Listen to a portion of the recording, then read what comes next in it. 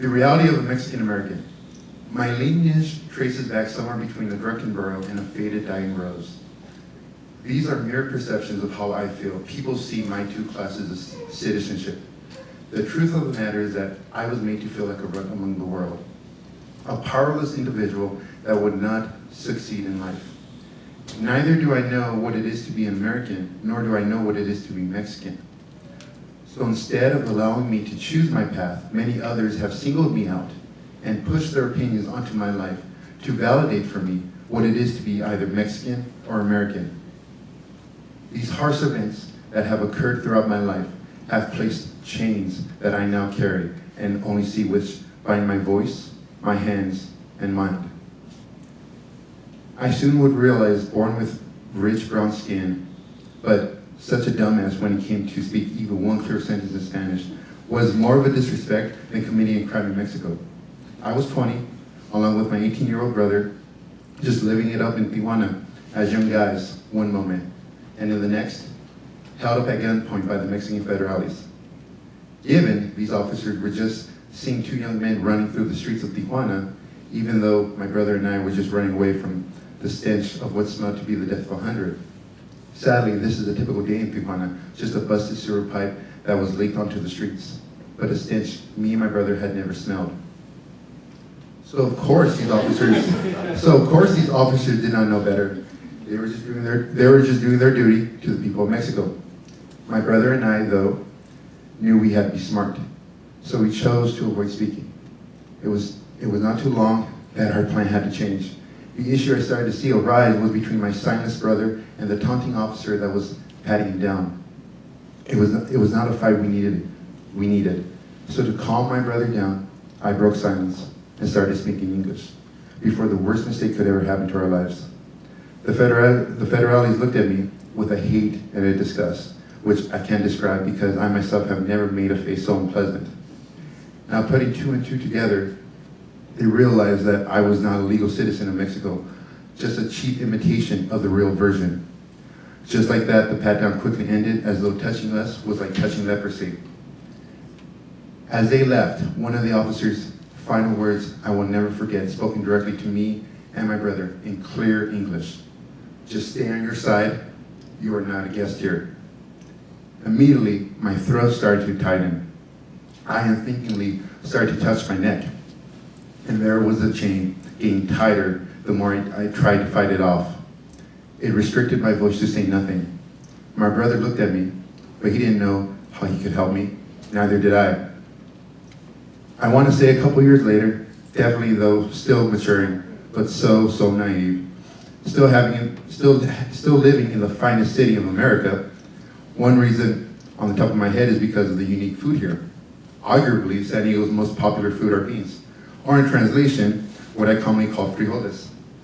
Now, frijoles are a very popular food in the Hispanic culture, but whoever thought of racially belittling Mexicans to a bean thinks, I guess, I mistakenly took another man's parking. In defense, I don't believe the driver ever wanted the parking spot. It was an awkward Mexican standoff between me and this lunatic and an empty space. I just arrived at Costco, just quickly trying to buy diapers for one of my friend's kids' birthdays. And like we all know, Costco parking is like a Game of Thrones episode. I swear. Now, in search for parking, I see a space with my hawk-like senses, but got super bummed when I saw a car right near the spot. The issue within those moments was the driver not moving his monstrous Hummer into the spot. I noticed that. So thinking I could be slick, I stopped my car in front of the spot and already playing loudly some Hard at Ease reggaeton, because that's my shit. I gave the driver a countdown. The driver did not move his vehicle, so I parked in the spot. The driver was so outraged, not because I could see his reaction. That dude had thick, thin tinted windows. It was what came after. What came after when I immediately parked. Just now replaying it in my mind, it is still that ridiculous because I did everything I knew for him to park in that one space, but the asshole did not move his car. Now, to make matters worse, this lunatic blocked me in, and in those seconds, I didn't know who was coming out of the car, if it was a guy or a girl. I was right. They were looking for a confrontation with anyone. It just happened to be me. The guy jumped out of the Hummer, and who I saw was a well-built, middle-aged Caucasian man. That was not the worst part of not even the insults, which I wasn't familiar with, the ones he was dishing on me. It was a recognizable accent. He was Australian, which happened to be the third on my list of most annoying accents. So I got out of my car, and the man stormed into my face, not even caring he was twice my age, but cared very much to have a fight in front of others. It's sad. I didn't get this Hemsworth. I got this one. The parking to me was never an issue. I would have been happy to move, but I refused to please this overdramatic fool. The next thing I know, my wrist started to itch. I completely ignored my body's urge to scratch and just pointed my phone to him, letting him know I am seconds away from contacting the authorities. Like that, he slowly backed away, as though my phone had powers. But his final words before raging away, "Fuck you, Beaner." He said it from the inside of his car as I had my back to him. What I thought was this dick's blown head gasket was something else. It sounded more like clanks. I didn't know where they were coming from. It was a low blow to my ego, what he said. The very food I have enjoyed for years since a child has turned into an international hit and run. Right then, I should have called the police. But again, these heavier chains start to grapple around my hands to do anything else besides putting my phone back into my pocket. How am I in the wrong? Why am I getting punished? I'm just an average Joe, just trying to live a normal life. For crying out loud, my friends even say I'm a fucking hippie. I just don't understand why I'm dragging chains around like Jacob Marley. This hate I started to build helped me in finding my identity. These moments I suffered did not just occur on the streets, it also happened in my home. My father,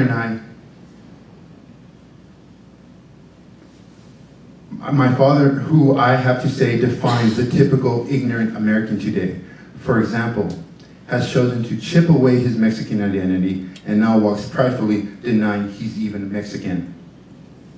I mean, when your birth parents are Mexican, you're Mexican, Dad. On some days, I feel remorse for him, and other days, I just can't help to throw up when I know he's gung-ho for this type of life.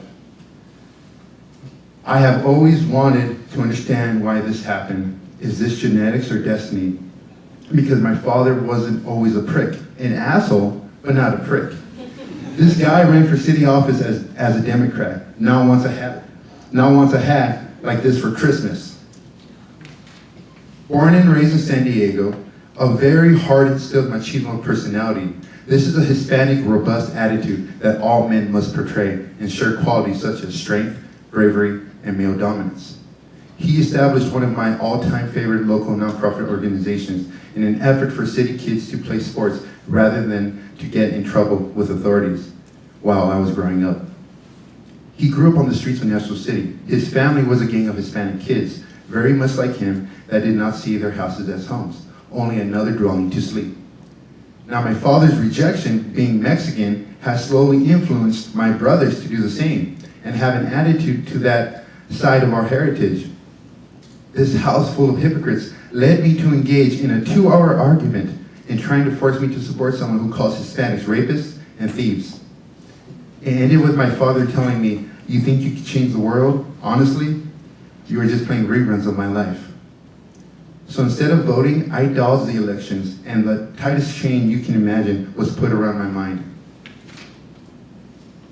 The truth of the matter is that reality is not all glamour and happy endings. I'm realizing now it is a dangerous life to live, especially as a Mexican American. I try day to day to not think of the chains. Some days the forgetting works, but it's like walking on eggshells. Once I walk into a room and have multiple eyes looking at me, that is when I remember my chains.